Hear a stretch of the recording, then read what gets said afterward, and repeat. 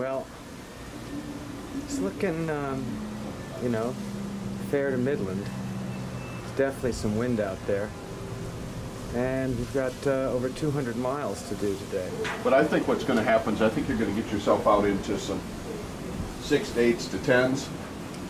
And I just don't know if is there any turning back once you make that commitment. I thought you said it was going to be 7 to 9s or 10s. That's what they're saying. No, wind. Yesterday at dinner, you're like, no, what's the problem? It's like 5 to 7s. Yeah, all the phones were you talking waves? No, all the phones were saying the same thing yesterday. And then all of a sudden overnight, it's doubled. That's the way it always happens. And it's going to get worse as the day goes on, is the way they're projecting it. Tomorrow's even going to be worse than that. Perfect. Awesome, let's go. It's our kind of boating. Let's go. We're Avalon and Tahoe. Do it.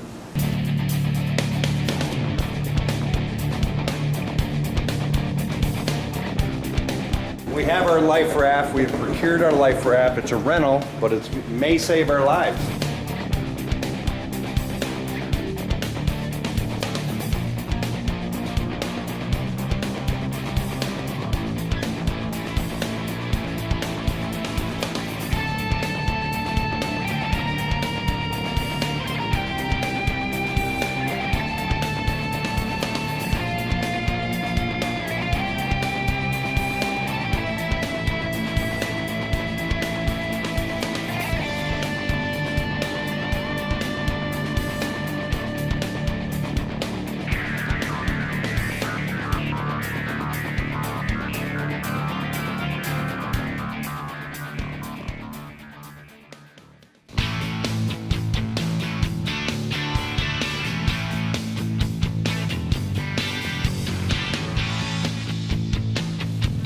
All right, we're just leaving Key West, and the weather is, you know, I don't know. I don't even know how to say it. Gnarly.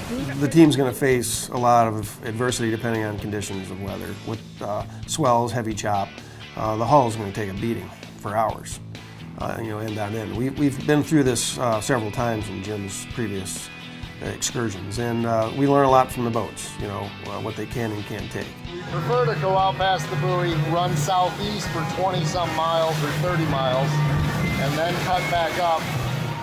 We'll have a prevailing wind tailing us and run with us. That'd be nice. We'll see what happens, because the Key Largo opening will create a lot more wave action. About an hour out, the wave started to build where, you know, it was getting a little dicey. We're in the high 60s, and we're getting there. Waves are building. I'm thinking we've got somewhere around 8-10 footers, which is a new World first, another new world personal first. best. Yep. So Jim seems to be fairly confident, or f***ing crazy, one of the two. But I'm going to go with the confident side because it'll make me feel better. I pushed them, and we pushed the boat, and we pushed ourselves through that process because the waves were pretty big. They were probably, you know, 7 to 9 footers, most of them, with the occasional 12 to 13. And you just kind of have to know how to ride those waves. The way the prevailing winds were running, you know, we couldn't turn around. Our safest was to continue the journey and get it out of the way. So, you know, we made an executive decision that it was much better to go forward than turn around, and we did, and never had an issue until a rogue wave. Crazy out here, but Jim is doing an amazing job keeping us moving. We're running around 28, 27. 23, 24. We're about 60 miles out, 30 miles behind us, and you know, it's pretty crazy out here. We are officially halfway. Waves have built to approximately 10 foot. Jim's doing a fairly good job navigating. Both motors are still running well.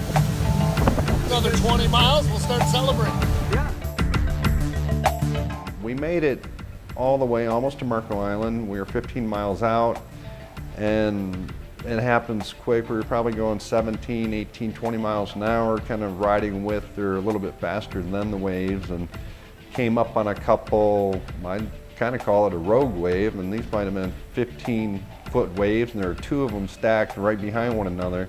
And typically you can turn left or turn right but they were so close to one another, you know, your mind thinks which way to go, left or right, and neither of those options looked good, so we decided to go straight through it, or I did in that split second, because I was at the helm, and we took on a lot of water in a very short period of time. Jim had to make a split-second decision, and he went through the wave, which we all believe was the best decision, because to turn, I think we would have flipped the boat. That's the closest we've ever been. We are rolling. All right, we are rolling live. We Jesus. just submerged the boat. The boat went under f***ing water. We had water above that seat line, and that motor was 90% underwater. And the boat started to list hard right. Jim pulled out of it. Yeah. Managed to keep the engines running.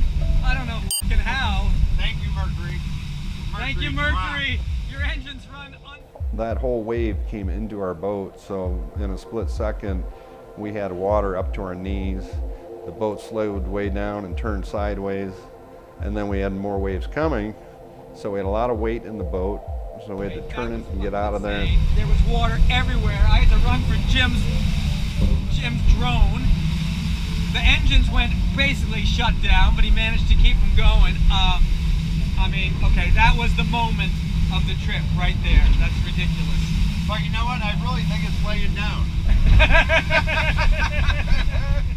And we probably had 1,200 gallons or so of water in the boat within 1 second, and about 10 or 15 seconds later, it was all out the back, which was good. So we got rolling again, thinking, whoa, that was a pretty close call, or, you know, different anyways, because kind of laughing and joking about it, and then someone smelled smoke and electrical burning, and I looked down on the dash and there was smoke coming out of a few of the instruments, and that's when I started getting a little more concerned. You don't want to be 15 miles out and have a fire on the boat, because, you know, there's nowhere to go but in the water. So that turned out to not be as big of a deal, because it was, you know, kind of some shorting out versus a true fire in that sense. But because our electronics were a little bit compromised, so I made the decision to at least notify the Coast Guard that we were out there. We're 15 miles offshore, and the first thing you want to tell them is there's no imminent danger. It's not a life or death situation, just letting you know we're out here, we're coming in. And we happened to be the only boat out yesterday and Father's Day. I'm sure a lot of people wanted to be on the water, but given the weather conditions, it was pretty brutal. So we did call the Coast Guard, notified them, and as we got closer to Marco, we saw a couple of their vessels out there, which gave us a little more sense of security. It's nice to know they're out there if you need them.